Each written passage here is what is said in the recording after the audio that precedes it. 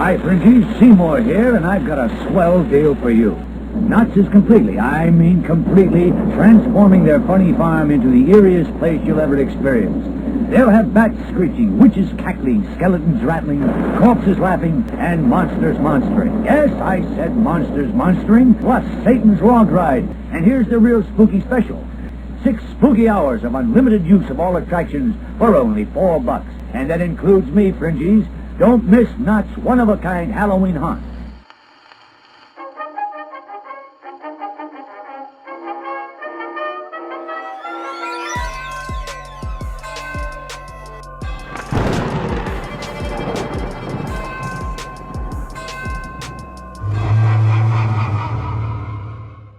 In 1971, Knott's Berry Farm unveiled Gypsy Camp to less than stellar reviews. The expansion set them back $2 million. However, the greater cost would be a hit to the park's reputation. Further expansion would have to wait until Knott's creative confidence was restored. For the first time since the crash of '29, the future of the farm was uncertain. Larry Francis Fitzgerald Vincent was born to a Massachusetts family in 1924. He left home with hopes of becoming a professional actor and got his start on A Great White Way as understudy to Kirk Douglas. A natural comedian, Larry Vincent gravitated towards ridiculousness. In the 60s, he moved to Indianapolis and took the role of Captain Star, co-hosting a children's program of live skits bookended by Three Stooges movies. Larry moved to Los Angeles. He was cast for minor parts in The Flying Nun, Mission Impossible, and other classic TV series. In 1968, he was hired as the staff director of Channel 9, KHJ-TV, an independent local station that had been experimenting with edgy and innovative daytime programming. By the end of the decade, Larry was getting good buzz about his side hustle. Dressed in a vampire's cape and donning a wide-brimmed black fedora, Sinister Seymour, Larry's alter ego, drew a cult following of horror movie fans. At venues across the Southland, Seymour issued live commentary, mocking the genre's worst offenders. Larry rented theaters with the help of his agent, Gary Blair, and before long the funky vampire was a minor celebrity. In 1970, Channel 9 gave Sinister Seymour his own show. 2 years later, Larry left Channel 9 for a deal with the ascendant Channel 5, KTLA. Okay, dummies, February 5 at 5 o'clock, I'll be right here on 5 with some real bombs. You'll like them, I won't. Let's take a look at a couple of them together, shall we? First we have, the incomparable Neanderthal man, the story of a man called Neanderthal. Then a special Mother's Day treat, the mummy, which you'll really enjoy, the mummy. Mummy, right here on 5, at 5, February the 5, and clean this place up. When he wasn't in front of a camera, Seymour continued to perform at movie houses. Larry clamored for a personal connection with the fans, or fringies as he called them. Regardless of his broadcast success, the power of the live audience compelled him. Gary Blair arranged for his sinister client to make daytime appearances at Magic Mountain during the final weekend of October 1972. Live monster rallies were held at 2 and 4 p.m. each day in the open-air Showcase Theatre. In addition to Seymour, the event included a pumpkin carving demonstration, goodies for the kids, and visitation by wandering goblins. Park management billed the occasion as Seymour's Halloween Spooktacular. All of this was folded into the price of regular admission. Larry was no stranger to theme parks. Seymour hosted a meet and greet at Universal Studios on Halloween Day in 1971. The mere appearance was worthy of advertising, and was all that could be done as Universal didn't have what Larry really needed: a large indoor theatre with a movie screen and stage space. The John Wayne Theatre, later renamed Good Time Theatre, known today as the Charles M. Schulz Theatre, was the one bright spot of the Gypsy Camp experiment. It drew the attention of several headliners, including Frankie Avalon, the Staple Singers, and was the last auditorium to host the Everly Brothers before their breakup in '73. Gary called Knott's talent booker, Bill Hollingshead, to book Seymour in the John Wayne Theatre for a Halloween show. In truth, this call was made back in September of 1972, prior to the Magic Mountain agreement. Unfortunately, with little time to coordinate a proper event, Bill told Gary to call him back in the spring of the next year. Seymour proceeded with Magic Mountain shows, and the light of the mid-afternoon didn't mesh with his slimy wall. So just as requested, the call was made to Bill Hollingshead in 1973, and preparations began for Sinister Seymour to appear at Knott's Berry Farm. My forte was celebrity talent. Seymour's the celebrity. And what do? You take a celebrity, build a theme around it, and then you build theme shows around the theme. He approached Martha Boyd and George Condos, the marketing team, with an idea. What if Seymour's sinister shows were the centerpiece of a park-wide Halloween party? A terrifying gala with shops and eateries decorated to suit. Rides transformed into scary adventures, weird characters let loose across the farm, and real ghosts in Ghost Town. A hard ticket event, unlike anything done elsewhere. The trio pitched the Halloween party idea to Knott's board of family members. With concerns about taste, the idea was rejected. The Knott children and grandchildren had already moved on to other matters when the old farmer, then in retirement, got wind of the idea. Walter said he wanted to know what the idea was. What was it we wanted to do? Champ Gabler was speaking for Bill Hollingshead and the crew, and he told them, we'd like to have a big Halloween party. And Walter wanted to know what the situation was. Well, the family had voted negatively against it. And at about this point, they had reached a landmark within Knott's, which is a bench that has two permanent figures on each end. Walt sat down in between the two figures and took a moment and looked around, looked at Ghost Town, and said, I want a party. I want to see it here. The final weekend of October was picked for the Halloween party, with advance admission sold for $4. Martha suggested the event be called Knott's Halloween Haunt. In addition to Seymour, visitors would find a reimagined ghost town. The first haunt's decor was fairly simple, consisting of fake webs, cardboard skeletons, and other items sold at the local drugstore. Ghost Town stuntmen were conscripted to be walk-around monsters. Gary Whittam oversaw costuming and makeup. The usual monsters descended on Buena Park. Dracula signed autographs in Ghost Town. The Wolfman and Mummy prowled the farm, at two very different speeds, of course. Frankenstein's monster came alive in Gypsy Camp while his bride greeted guests near the covered wagons. And who better to tickle the ivories at the Calico Saloon than the Phantom of the Opera? Gary previously worked as a makeup artist on the Planet of the Apes films and took home some of the unused prosthetics. Select stuntmen were made up with these appliances and went wild. The prize, the right to inherit what's left of the earth. The contestants, ape against man. Russell Knott wrote an open letter to employees, spurring them to embrace the spirit of Halloween and have as much fun as the guests. Concessionaires were emboldened to get in on the fun too. To absolutely no one's surprise, Bud Hurlburt pounced. Bud asked John Waite, a close colleague, to infuse the Calico Mine and Calico Log Flume with grim and gore. We had about a little less than 6 weeks to get this together. And after we talked it over, we decided the best thing we could do was to go into LA and Hollywood and rent all the spooky props and things we could find and place them around in different places in the rides. After a quality check, Bud felt the conversions needed something a little more lively. On the first night of the haunt, Bud personally menaced Mine Train riders. Bud's cavern jump scare was so effective that the next day he called the operations department and requested employees to fill every dank niche of the Devil's Log ride and the ghostly mine ride with orders to petrify. Children were welcome at Halloween Haunt and encouraged to participate in a costume contest.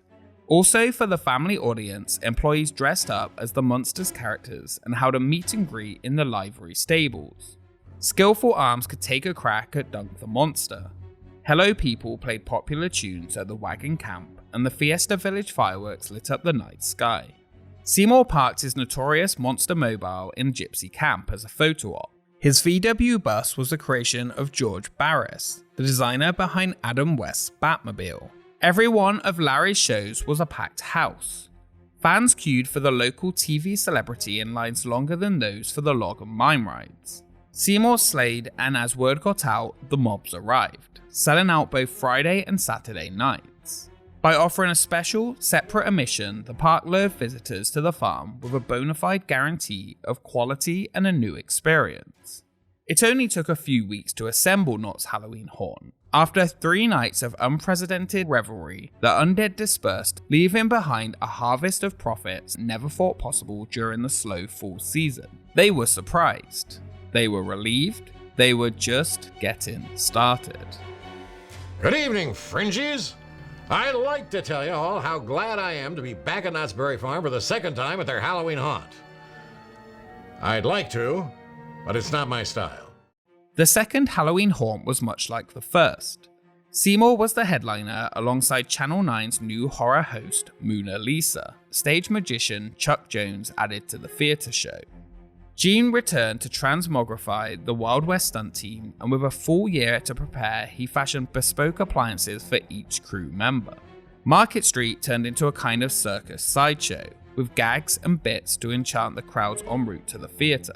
One sideshow act was Spidora, a mad scientist blend of woman and arachnid. Julie Owens was cast as the Spider-Woman in '75. A can-can dancer and regular of the Calico Saloon, she crawled into a box and stuck her head out of a small opening, which was concealed from the audience by a cloth. The scientists removed the cloth and revealed to onlookers a creature with the body of a spider and the head of a woman. Spidora opened her eyes and said one line, "Feed me." Crowds did exactly that, placing all manner of edibles into Julie's gaping maw. Halloween Haunt 74 sold out all 3 nights, and in a first for the park, guests had to be turned away. Small changes in 75 and 76 would see an improvement in the quality of decor, including the introduction of scare cloth. By 75, the park adopted the seasonal title of Knott's Scary Farm. Fans wanted even more Halloween action, and boy oh boy, they were about to get it. Out of sight! Woo. Oh, I was out there in the audience. I saw a lot of good-looking people out there tonight. This is going to be a great night. Ain't no ugly people in this audience. No way. Send all the ugly people down to Disneyland. By 1977, it became clear that the 9 stuntsmen weren't enough to cover street monster responsibilities and perform in the Market Street Monster Massacre, creature features, the hanging in Calico Square, and Ghoul of My Dreams at the Wagon Camp. Operations were tied up with other priorities, leaving the entertainment department only one option: outside help. For the first time, Knott hired scare actors. These positions wouldn't be full-time. In fact, they wouldn't really be part-time. Gary Salisbury, gunslinger and leader of Knott Stuntmen, conducted the first wave of auditions. Would-be creeps lined up outside Independence Hall for their shot at Monster College. Applicants were given simple prompts and expected to improvise. Hiring managers watched as some hopefuls assumed possession while others fell flat. It was hard auditioning these people. We had a hard time even keeping a monster for 5 days. I mean, they quit. They got so tired. We do Friday, Saturday, and Sunday they start peeling off. Being a street monster is grueling work. Physically, mentally, and emotionally drained, many outside hires quit after a single shift. To address the turnover of early years, Knott's entertainment and human resources teams collaborated on an incentive for completing the season. The reward? A t-shirt. It worked, of course. I mean, who wouldn't want one of these beauties? The first batch of scare actors were assigned to the Main Street Peekins. Back in '74, Anderson's wood-carved figures were given Halloween masks to wear during the haunt. 3 years later, live bodies would replace mannequins at the barbershop, Chinese laundry, and other Peekins. Bob Vernon was hired to haunt the sheriff's office. In '77, when I began, I was only supposed to be part of the Peekins. I was going to be in the table where the people were playing cards. So the first night we went around and everybody got put in their Peekin rooms. But when they came to mine, the door was locked. And so The guy said, well, look, let's get a key. And so they got on a walkie-talkie and asked somebody to bring down a key. They could never find one. So they said, well, look, we'll get you a key tomorrow night. In the meantime, I want to just roam around and scare people. And so I did. And I remember just getting totally into the role and acting like a maniac. And it was freaking the crowds out. I looked over near the middle of the night and I saw that there were some guys from entertainment standing over there, I think Gary Salisbury, and they were laughing and pointing at everybody's reaction. Make a long story short, the next night, all the monsters came out of their peek-ins and were let loose into Knott's Berry Farm. And thus, the Scare Zone was born. Yes, street monsters had roamed before, but never had they ambushed, stalked, preyed, dashed, circled, or slid. The new breed was turning up the heat while maintaining the original protocol of non-contact terror. Ghost Town was the first area to maliciously scare attendees. Soon, scare zones would emerge in other areas of the park, including Camp Snoopy. Though Knott's had varied scare zone themes year to year, one has remained undisturbed: the original Ghost Town. Knott's refers to their haunted houses as mazes, a moniker that goes back to the grind show of their inaugural haunt. The Monster Maze was a guide-led tour of the haunted shack where the Mummy, Count Dracula, the Wolfman, and Frankenstein's monster were lying in wait. Bill Hollingshead, Jack Sheringos, and Steve Knott ran the maze and charged a fee to enter. In '74, Monster Maze changed to a self-guided tour. The following year, the maze was rethemed to Trail of the Tortured. The mazes at the Haunted Shack never drew enough visitors to reduce the wait times at the other spooky attractions. Marion Knott took notice and tasked Knott's design and planning department to create a major new experience for the 1977 Halloween haunt. Artist Rick Campbell, designer of Knott's Roaring Twenties expansion area, drafted plans for a new take on the maze idea in a semi-permanent structure to be located behind Jim Jeffries' barn. 10 Chilling Chambers was a landmark attraction in haunt history. The 10 chambers, each with a story and special effects, was the first haunted house designed and built from the ground up exclusively for an amusement park Halloween event. Senseless travelers approached the attraction via the Lucky Cuss mine, where they received a hand stamp and were directed to enter Boot Hill.